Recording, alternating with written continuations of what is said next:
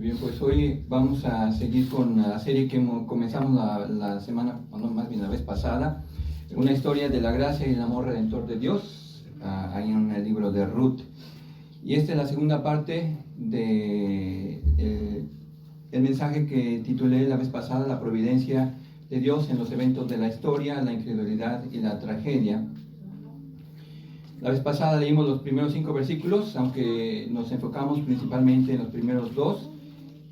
Nuestro enfoque estuvo principalmente en Elimelech y aunque hoy vamos a repasar nuevamente esos 2 versículos, nuestro énfasis el día de hoy va a estar en la tragedia de Noemí principalmente, aunque vamos a ver en forma general la tragedia que sucede desde los versículos 1 al 5 y la condición desesperada que causa en cada uno de estos personajes. Y básicamente lo que quiero que sea nuestro enfoque es cómo la intención del autor de Ruth al plantear esta tragedia en estos primeros 5 versículos plantea la necesidad de un redentor.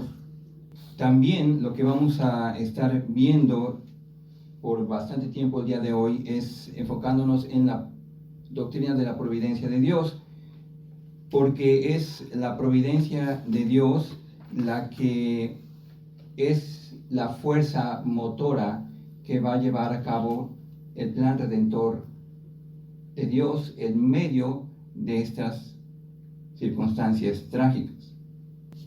Entonces, nuevamente, 2 cosas principalmente que vamos a ver el día de hoy y quiero que tenga usted presente.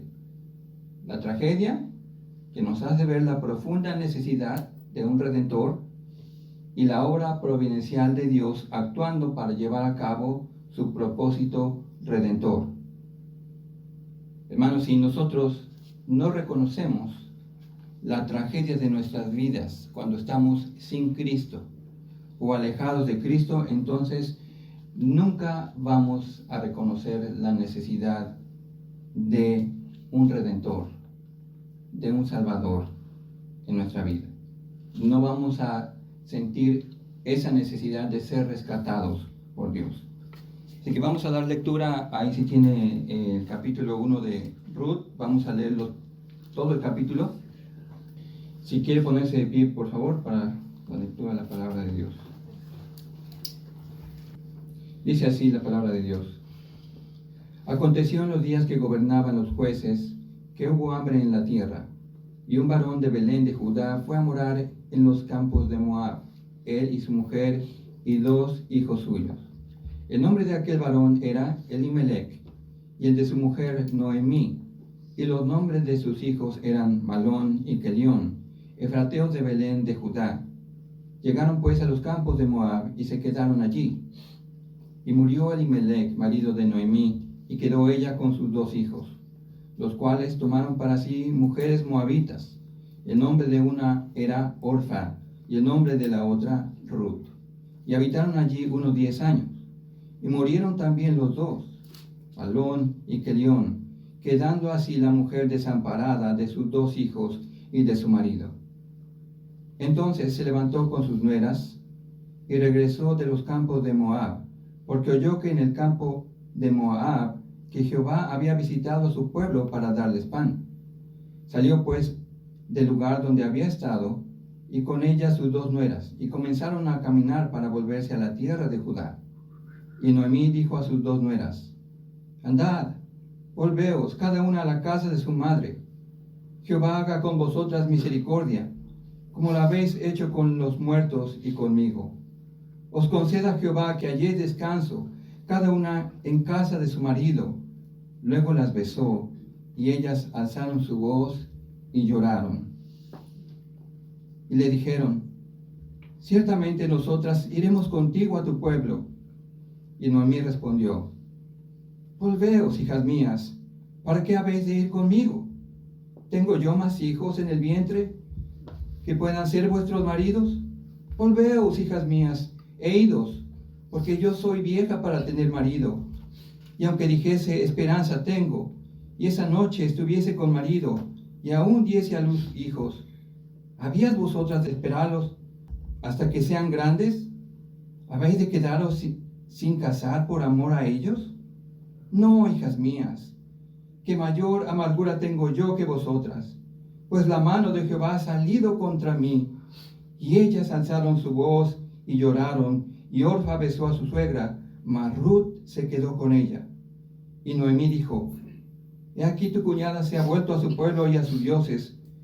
Vuélvete tú tras ella. Respondió Ruth: No me ruegues que te deje y me aparte de ti, porque donde quiera que tú fueres, iré yo, y donde quiera que viviereis, viviré. Tu pueblo será mi pueblo, y tu Dios mi Dios. Donde tú murieres, moriré yo, y allí seré sepultada. Así me haga Jehová, y aún me añada, que solo la muerte hará separación entre nosotras dos. Y viendo Noemí que estaba tan resuelta a ir con ella, no dijo más. Anduvieron pues ellas dos hasta que llegaron a Belén. Y aconteció que habiendo entrado en Belén, toda la ciudad se conmovió por causa de ellas y decía: ¿No es esta Noemí? Y ella les respondía: No me llaméis Noemí, sino llamadme Mara, porque en grande amargura me ha puesto el Todopoderoso. Yo me fui llena, pero Jehová me ha vuelto con las manos vacías. ¿Por qué me llamaréis Noemí, ya que Jehová ha dado testimonio contra mí, y el Todopoderoso me ha afligido? Así volvió Noemí, y Ruth la moabita, su nuera, con ella. Volvió a los campos de Moab, y llegaron a Belén, al comienzo de la siega de la cebada. Si quieren tomar su asiento, por favor. Bueno, vimos en el versículo 1 que el autor nos da el contexto histórico en que suceden los eventos que él nos relata. En los días que gobernaban los jueces. Esos días fueron oscuros en la historia de Israel, en las que básicamente menospreciaron y desecharon la autoridad de Dios para cada uno hacer su propia voluntad, para ser ellos mismos su propia autoridad. En otras palabras, para hacer cada quien lo que les diera su regalada gana, ¿verdad? La hambruna que vino sobre la tierra solamente fue consecuencia de una tragedia mayor, su condición espiritual. Y aunque el texto no especifica, es muy probable que el hambre que viniera sobre la tierra viniera como un juicio de Dios. Así que, hermanos, tengan en mente esto: la tragedia en sí no era la hambruna tanto como lo era su condición espiritual. Y lo mismo puede ser en nuestro caso. Muchas veces, al enfocarnos en nuestras circunstancias, las vemos como una tragedia. Y puede ser una tragedia. Pero la tragedia mayor muchas veces está en nuestra condición interior, en la condición de nuestro corazón. Y además muchas veces la tragedia, en lugar de llevarnos a humillarnos delante de Dios, puede causar una ceguera, una miopía espiritual que no nos permite ver a Dios obrando en medio de esas tragedias, no nos permite ver su grandeza, no nos permite ver su misericordia y su bondad. Y esto fue parte de lo que le pasó a Noemí. Y también entonces no nos permite ver cuál es nuestra principal necesidad en medio de nuestra tragedia. Nuestra principal necesidad en medio de la tragedia es Dios, ser redimidos por Dios. Que Dios nos saque de nuestra hambruna espiritual y que nos lleve a su presencia. Así que ahí estaba la familia de Belén, que había dejado la tierra prometida, la tierra que Dios le había dado a su pueblo, para llegar a territorio enemigo, a los campos de Moab. Y llegaron con la esperanza de sobrevivir a la hambruna, escapando de la muerte, con el anhelo de un nuevo comienzo. Pero ¿qué es lo que encontraron ahí? Muerte. Qué ironía, ¿no? Ya de por sí era trágica esa situación de la hambruna y el hecho de tener que emigrar de su propia tierra, pero a eso Noemí le iba a sumar entonces ahora la muerte de su esposo, la muerte de Elimelech. Pero ahí no iba a terminar su tragedia, ¿verdad? Por eso le dije la vez pasada que podía titular esta sección Lloviendo sobre mojado. Hasta ese punto Noemí aún tenía esperanza, aún le quedaba el consuelo de tener a sus 2 hijos, quienes podían hacerse cargo de ella. Así que quizá ella sentía que no estaba todo perdido. Aunque nada estaba saliendo conforme a lo que ellos habían planeado. Habían llegado a Moab con la intención de habitar ahí temporalmente. Una vez pasada la hambruna, regresar a su tierra. Pero sus hijos encontraron esposas ahí y se casaron con mujeres moabitas. Malón se casó con Ruth y Kelión con Orfa. Algo que violaba una prohibición para los judíos de casarse con mujeres de pueblos paganos. Y en Números 25 vemos que en los días de Moisés fueron las mujeres moabitas quienes sedujeron a los hombres judíos a la inmoralidad, a la idolatría, y como consecuencia de eso murieron 24,000 personas como parte de la disciplina de Dios. De nuevo se lo va a encontrar en Números capítulo 25 si usted después lo quiere revisar. Pero nuevamente para Noemí, quizá el hecho de que sus hijos se casaran ahora representaba también la esperanza de poder tener nietos. ¿Quién no quisiera tener nietos, no? Así que la familia ahora estaba echando raíces en la tierra que no era de ellos, en pueblo enemigo, con mujeres paganas. Y transcurrieron entonces 10 años. Y estos varones efrateos, que significa fructífero, murieron sin ser fructíferos, sin tener hijos. Otra ironía en esta historia. Así que lo que tenemos aquí ahora son 3 viudas desamparadas. El panorama es desolador para Noemí. El versículo 5 dice, quedando así la mujer desamparada, u otras versiones dicen privada, de sus 2 hijos y de su esposo. Aquí está Noemí en tierra ajena, sin esperanza para el futuro, totalmente descorazonada. ¿Se ha sentido usted alguna vez así? Y yo le pregunté la vez pasada si podía ver la mano de Dios en todo esto.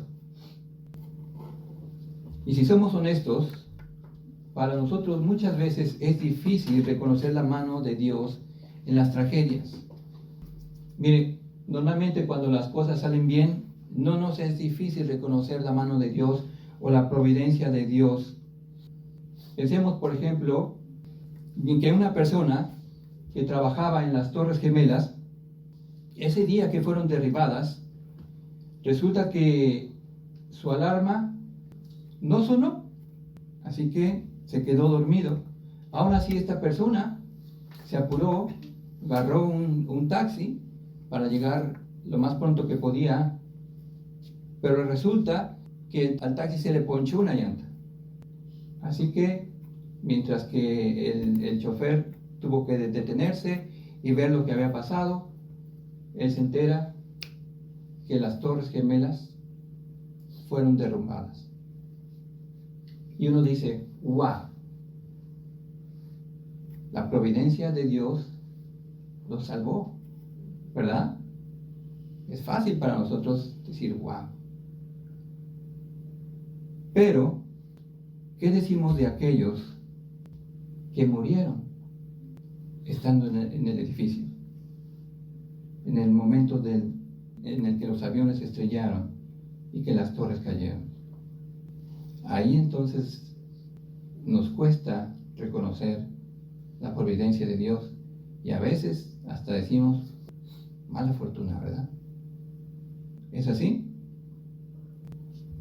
Miren, la realidad es que la mano providencial de Dios estaba gobernando en cada uno de los eventos trágicos en Moab, en la vida de Noemí y su familia.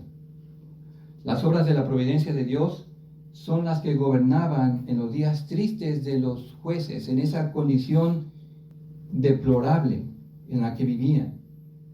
La providencia de Dios estaba gobernando sobre la hambruna que había venido sobre la tierra. La providencia de Dios estaba gobernando sobre la mala decisión de Elimelech, sobre la muerte de sus hijos. Y ahora entonces, quisiera que tomemos un tiempo para hablar, para explicarle un poquito más acerca de la providencia de Dios. Y lo que voy a hacer aquí quizá puede parecer un poco tedioso para ustedes, pero yo le animo que ponga atención aquí, porque esto no es simplemente, se trata simplemente de conocer, de saber un concepto teológico. Se trata de conocer el carácter de Dios, el corazón de Dios y cómo eso impacta nuestra vida práctica. Entonces, primero les voy a dar un par de definiciones en este concepto teológico. Providencia, de acuerdo al diccionario bíblico Lexham, es el poder de Dios que rige y supervisa su creación y desarrolla sus planes para ella. Entonces, de nuevo, si quiere leerlo conmigo, es el poder de Dios que gobierna y supervisa su creación y desarrolla sus planes para ella. Luego este mismo diccionario agrega sobre este concepto teológico: Dios no solo creó el universo, sino que lo mantiene existiendo y lo dirige hacia el cumplimiento de sus propósitos. La creación y la providencia pertenecen la una a la otra como dos caras de la misma moneda. Sin creación no podría haber providencia, pero la creación difícilmente podría sostenerse por sí misma. El Dios que hizo el universo también lo ordena y lo gobierna según su voluntad.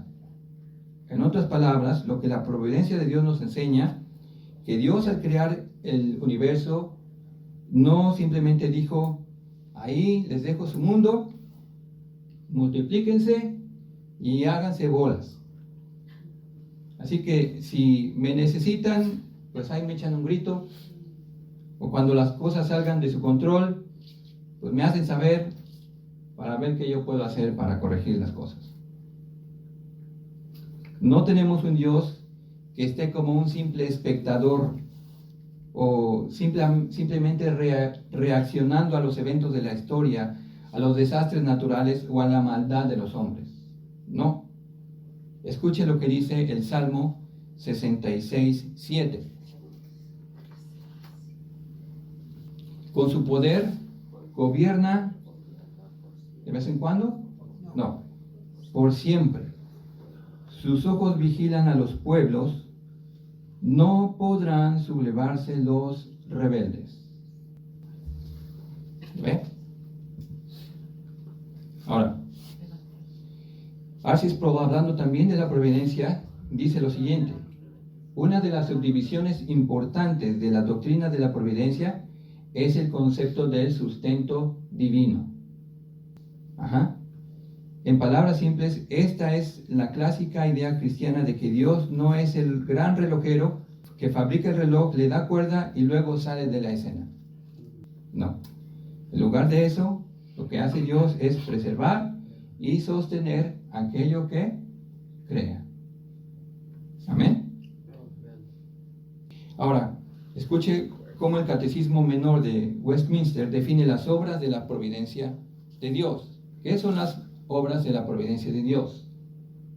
Y responde lo siguiente: las obras de providencia de Dios son la preservación y el gobierno de todas sus criaturas de la manera más santa, sabia y poderosa, ordenándolas juntamente con todas sus acciones para su propia gloria. Y si usted llega a ver el concepto completo de la confesión de Westminster, va a encontrar que al final dice: para alabanza de la gloria de su sabiduría, poder, justicia, bondad y misericordia. Para lo que quiero es que vaya tratando de... Sé que esto es difícil, quizá difícil, pero quiero que empiece a absorber estos conceptos. Por eso le estoy dando varios puntos de vista sobre lo mismo. Vean lo que dice este autor J. E. Packer en su libro de Teología Concisa. Si la creación fue un ejercicio único de poder divino que causó que el mundo llegase a ser, la providencia es un ejercicio continuo de ese poder por medio del cual el Creador, según su propia voluntad, hace que sigan siendo todas las criaturas.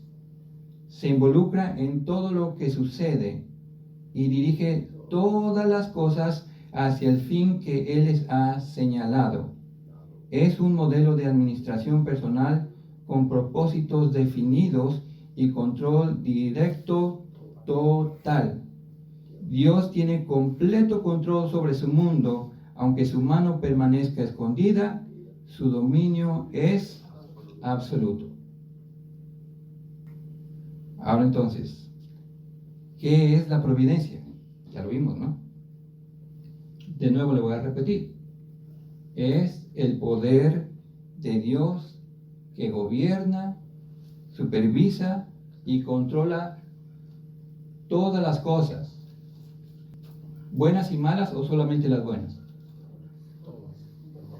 Todas, buenas y malas. ¿Para qué?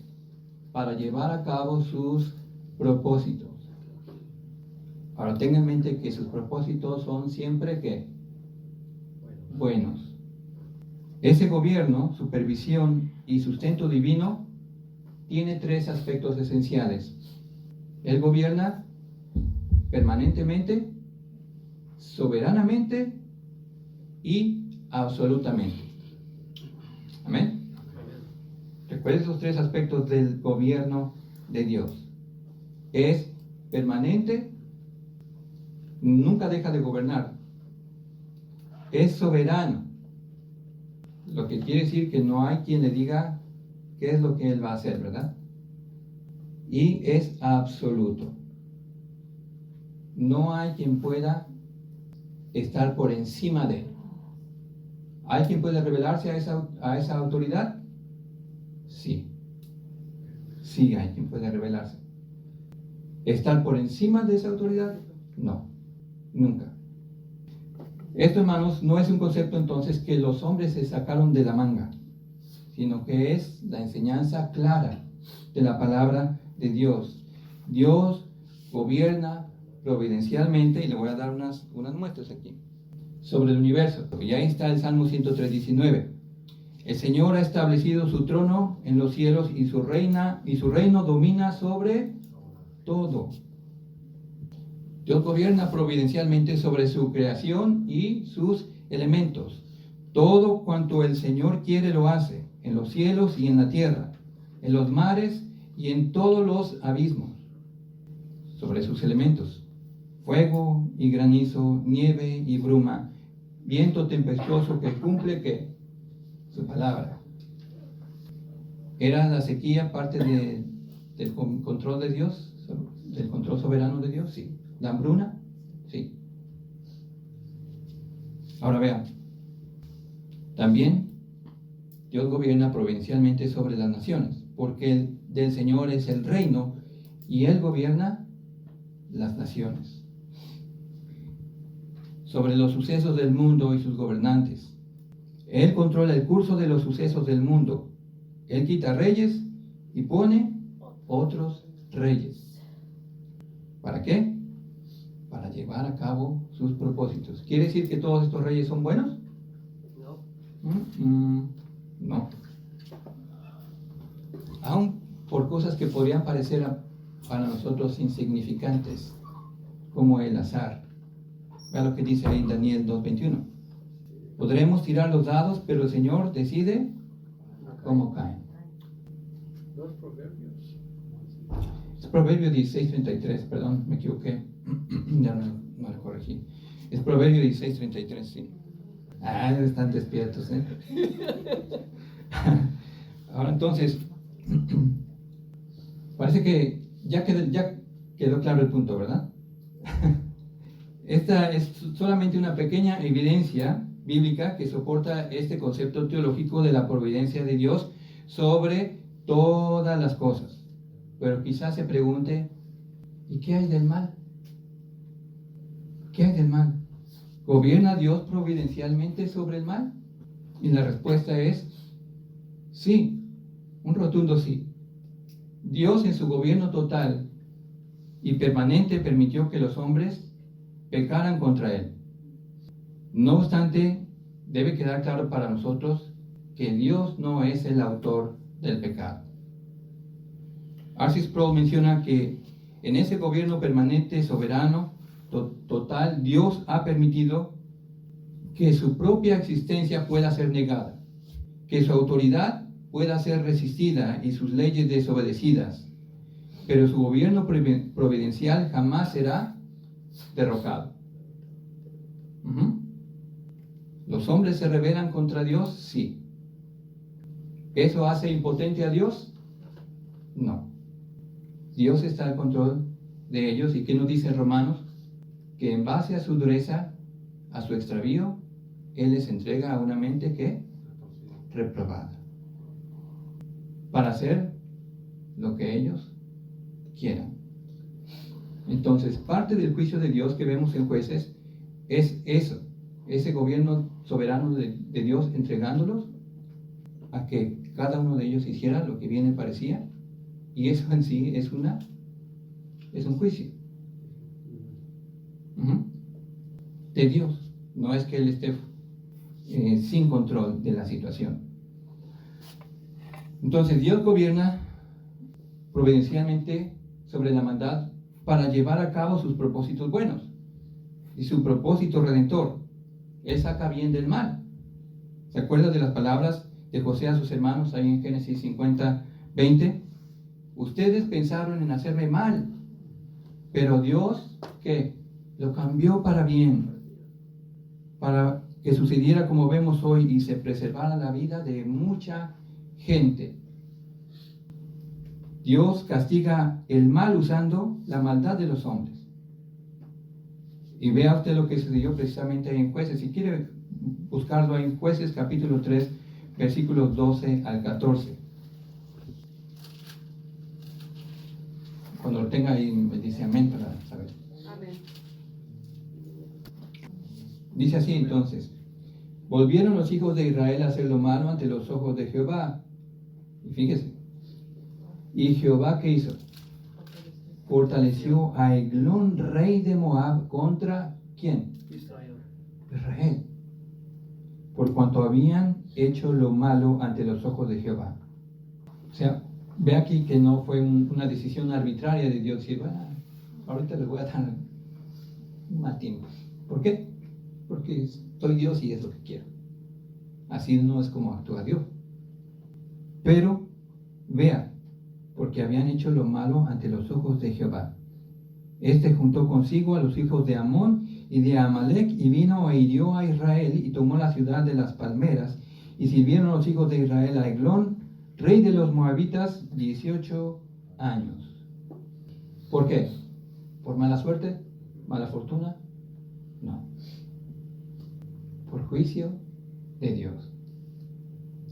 Entonces Dios usa el mal para probar también y disciplinar a quienes ama.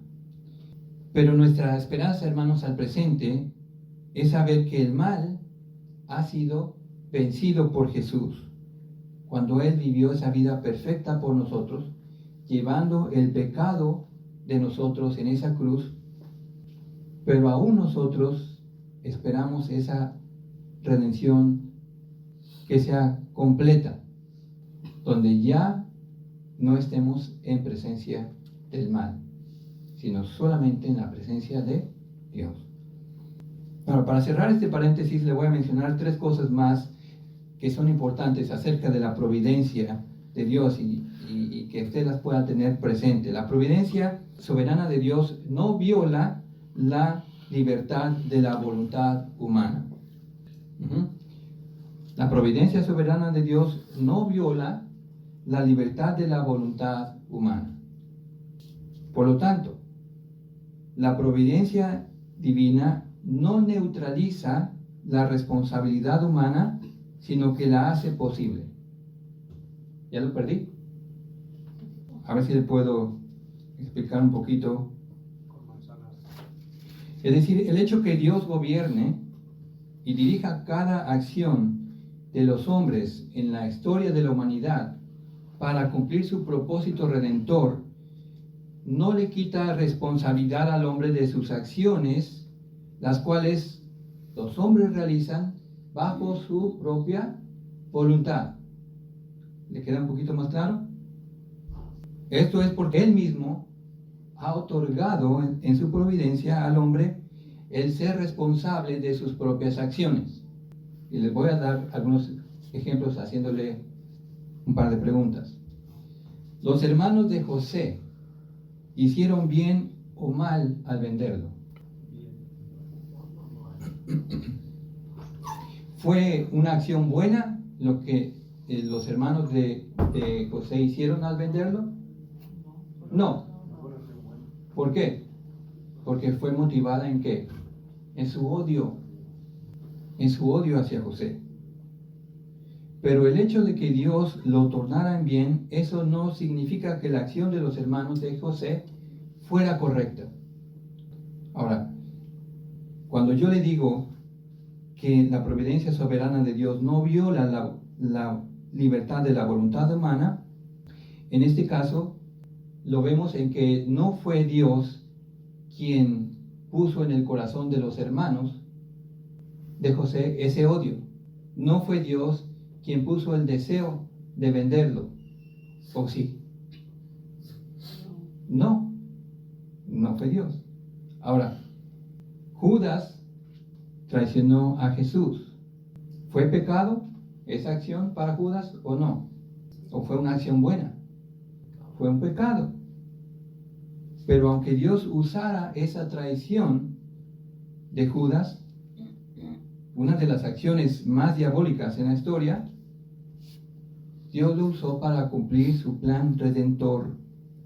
Pero eso no le quitó la responsabilidad a Judas de su mala acción.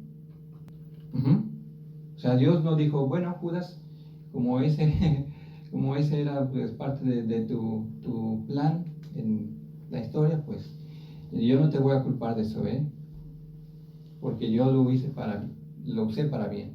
No. Judas es responsable ante Dios de su pecado, de su mala acción. Ahora entonces también el hecho de que Elimelec tomara una mala decisión, una equivocada decisión de ir a Moab, a un territorio enemigo, y Dios lo usara para llevar a cabo su plan redentor, no hizo que la acción de Elimelec fuera buena. No. Dios no le quita la responsabilidad a Elimelec de esa terrible decisión, de no confiar en él, de tomar su vida en sus propias manos. No. Esa es responsabilidad de Elimelec. Lo último entonces que mencionaré sobre la providencia de Dios, que es alentador para nosotros, esta enseñanza bíblica nos deja en claro que nunca un creyente será presa de la mala fortuna o de la mala suerte. Es decir, entonces frases como la traigo chueca, estoy salado, o así lo quiso el destino, Satanás me hizo eso. no caben en esta verdad bíblica, no aplican para ninguno de nosotros. Menos aún frases como, wow, pues Dios me ha de odiar, ¿no? O creo que Dios se ha olvidado de mí.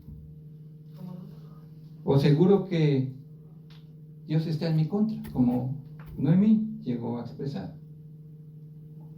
Eso está lejos de ser verdad para un hijo o una hija de Dios. Entonces, la providencia de Dios nos asegura a nosotros como creyentes que todo cuanto se halla en los planes de Dios, todo cuanto sucede en nuestra vida nos da la oportunidad de confiar, de obedecer y regocijarnos en Dios, sabiendo que todo, ya sea bueno o malo, que el Señor permite en nuestra vida, obrará para nuestro bien espiritual y eterno. Amén.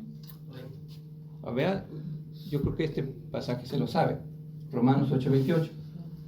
Y sabemos que los que aman a Dios, todas las cosas les ayudan a bien, esto es, a los que conforme a su propósito son llamados. Ahora, note por favor ahí que no dice que todas las cosas les ayudan a que le vaya bien. No. O tampoco dice todas las cosas le ayudan a sentirse bien. No. Sino que todas las cosas, que incluye esto: sufrimiento, dolor, tragedia, obren para el bien de los que aman a Dios. Los que conforme a su propósito son llamados. Amén. Así que, hermanos, la doctrina de la providencia sustenta la seguridad de nuestra perseverancia, la seguridad de nuestra salvación. Nos brinda la confianza y la esperanza segura que tenemos en Cristo. Por más mal que vayan las cosas en el mundo o en nuestras propias circunstancias, porque sabemos que no hay nada que nos pueda separar del amor de Cristo, y que en Cristo somos más que vencedores. Quiere decir esto entonces que nosotros como creyentes somos inmunes al dolor. No. ¿Somos inmunes a la tristeza? ¿Que estamos exentos de las tragedias? No. ¿Que no deberíamos llorar cuando algo malo acontece? No. No, y un rotundo no. Así que, hermanos, seamos sensibles al dolor de los demás, especialmente a las lágrimas de aquel que ha perdido un ser amado o que está atravesando por una tragedia. No saquemos rápidamente este versículo de Romanos 8:28. Hermano, no llore. Y sabemos que los que aman a Dios, todas las cosas le ayudan a bien. No. Esto hace sentir a la persona que sus lágrimas no tienen razón de ser. Pero sus lágrimas sí tienen razón de ser. Y si usted ha perdido a un ser amado, sabe que es verdad, porque conoce el dolor, conoce esa tristeza, aun y cuando sepa que esa persona, si era creyente, ha pasado a la gloriosa presencia del Señor. Eso es un gran consuelo, pero no quita que usted sienta, experimente dolor y tristeza. Amén. Entonces tampoco use esa frase de ánimo, hermano o hermana, todo va a estar bien, va a ver, ya verá. Imagínese usted diciéndole eso a Noemí después de la muerte de su esposo, Elimelech. No te preocupes, Noemí, todo va a estar bien, ya verás. Este es un gran peligro porque usted no sabe si las cosas van a estar bien. Más bien las cosas pueden ponerse peor. Y para Noemí así pasó. Sus hijos fueron tras mujeres paganas, lo cual era otra tragedia. Se casaron con ellas y murieron sus hijos. ¡Wow! Así que volviendo ahora a nuestro pasaje, la situación humanamente hablando para Noemí no podía ser peor. Estaba sola, desprotegida, y note que dije humanamente hablando, porque la realidad es que ni estaba sola ni desprotegida. Ahora escuche lo que dice Lamentaciones 3, 31 a 32. Pues el Señor no abandona a nadie para siempre, aunque trae dolor, también muestra compasión debido a la grandeza de su amor inagotable. Amén. Amén. Pero al pensar, por ejemplo, en el contexto judío, para las mujeres, en el caso de Noemí, las mujeres dependían totalmente del hombre. del esposo. Si éste faltaba, entonces la mujer dependía de sus hijos para su subsistencia. Pero si no tenía hijos, entonces básicamente estaba desamparada, sola. Su estatus equivalía al estatus de un mendigo en nuestros días.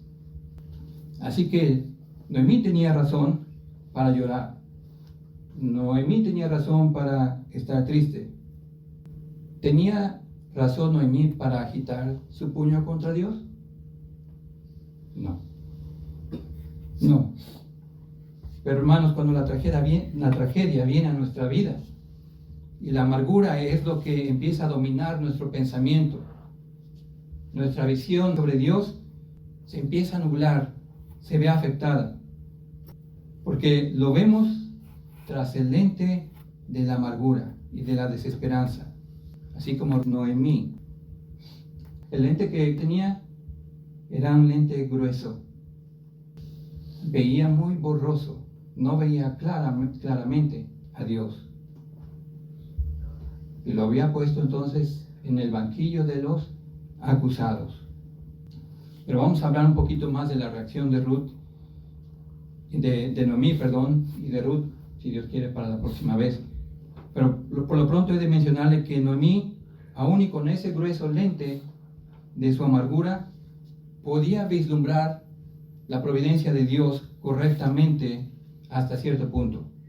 Si usted ve ahí en el versículo 6, si vuelve al pasaje de Ruth, en el capítulo 1, versículo 6, vemos que ella reconoce que es el Señor quien da pan a su pueblo. Y en el versículo 8, ella también reconoce que es Dios quien muestra misericordia a los hombres. En el versículo 21, ella reconoce que es Dios quien da y quita y quien puede afligir. Todo eso es correcto. Pero el problema es que en su amargura ella no pudo ver lo que Dios estaba haciendo en ese momento, mostrándole misericordia a través de Ruth. Ella no podía ver el plan que Dios estaba llevando a cabo para redimirle, no solamente a ella, para redimir a su pueblo, pero también redimirle a usted y a mí. Entonces, lo que no debemos perder de vista aquí, hermanos, es que a través de esta tragedia, de tanta tragedia, en los primeros 5 versículos, lo que el autor nos muestra es la gran necesidad de un redentor que libra al pueblo de esa decadencia espiritual, que debía librarle de esa hambruna, de la necesidad de un redentor para Noemí, para Ruth y para Orfa, en quienes pudieran ampararse, quienes suplieran sus necesidades. Pero no me estoy refiriendo a un marido. Un marido no era su mayor necesidad, como Noemí, en su corta visión y amargura, llegó a pensar. Lo hermoso para nosotros, hermanos, es que Dios ahora nos permite ver un panorama más amplio de la historia, como haciendo un alejamiento de la escena de Moab, para ver nosotros entonces la providencia redentora de Dios obrando en medio de ese caos de los jueces, de la mala decisión de Elimelech, para rescatar a una moabita y por medio de ella traer a un rey conforme a su corazón, el rey David, del cual Ruth resultaría ser la abuela y del cual descendería el Rey de Reyes y Señor de Señores, quien daría su vida para redimirle a usted y a mí, para dar fin así a la tragedia mayor de nuestra vida, a nuestra desesperanza que nuestro propio pecado causó, dándonos nueva vida, nueva esperanza y aliento verdadero, poniendo fin también a nuestra hambruna espiritual. Este Jesús es quien sigue haciendo hoy la invitación que encontramos en Juan 6:35. Jesús les dijo: yo soy el pan de vida, El que viene a mí nunca tendrá hambre, y el que cree en mí no tendrá sed jamás. La obra redentora de Cristo y su reino glorioso está disponible para todo aquel que esté dispuesto a venir a Él, dejando su propio extravío en arrepentimiento y humillación para venir a sus pies.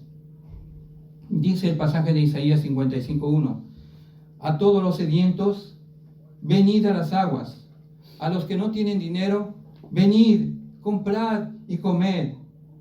Venid, comprad sin dinero y sin precio vino y leche. Así que, hermano, si usted está atravesando en medio de alguna tragedia ahora, y si no, va a llegar en algún momento de su vida. Así que no se quede en Moab, solo va a encontrar muerte ahí. Acuda a Cristo y viva. Así que, hermano, espero que pueda ver en esta historia mucho más que una novela, que una historia de amor romántico, pero que pueda ver a través de esta historia la gracia y el amor redentor de Dios. Vamos a orar. Padre Celestial, gracias te damos, Señor, por que nos sorprende una vez más, Señor, al ver la grandeza tuya a través de esta historia, Señor, al saber cómo tú tenías control en cada momento, Señor, y cómo nos muestras que en medio de esas circunstancias tan difíciles para el pueblo de Dios, tú no estabas cruzado de brazos, tú no eras un espectador, pero, Señor, ahora con el libro de Ruth tú nos muestras que tú estabas en acción, obrando para traer a un rey a tu pueblo, un rey que sería conforme a tu corazón. Pero mucho más que eso, Señor, tú estabas obrando para, por medio de ese rey David, traer a un rey más grande, a nuestro rey Jesucristo, para redimirnos a nosotros, porque tú eres un Dios redentor, porque tú eres un Dios de gracia, porque tú eres un Dios de amor. Así que, Padre, ayúdanos siempre a confiar en ti, Señor, cuando la tragedia viene a nuestra vida. Señor, que podamos levantar nuestros ojos al cielo y expresar, como lo dice en el Salmo 121, ¿de dónde vendrá nuestro auxilio? Nuestro auxilio viene de los cielos, viene de arriba, viene de ti, Señor, porque tú nunca dejarás a un hijo tuyo desamparado. Así que, Padre, en medio del dolor, ayúdanos a actuar más bien como Job, doblando nuestras rodillas delante de ti, humillándonos delante de ti, reconociendo nuestra condición espiritual, reconociendo, Señor, que sin ti estamos perdidos, que sin ti, Padre, estamos muertos, aún peor que un mendigo. Es nuestra situación lejos de ti, Señor. Pero entonces, Señor, ayúdanos siempre a reconocer nuestra gran necesidad de ser redimidos, de ser perdonados, de ser salvados por ti, Señor. Y gracias porque tú nunca nos cierras la puerta si nosotros venimos ante ti creyendo con un corazón sumiso delante de ti. Gracias te damos. Pedimos que cada uno aquí, Señor, pueda ver esta gran verdad y regocijarse en esta doctrina de la providencia de Dios y en tu palabra principalmente, Señor, que nos muestra tu grandeza. En el nombre de Jesús.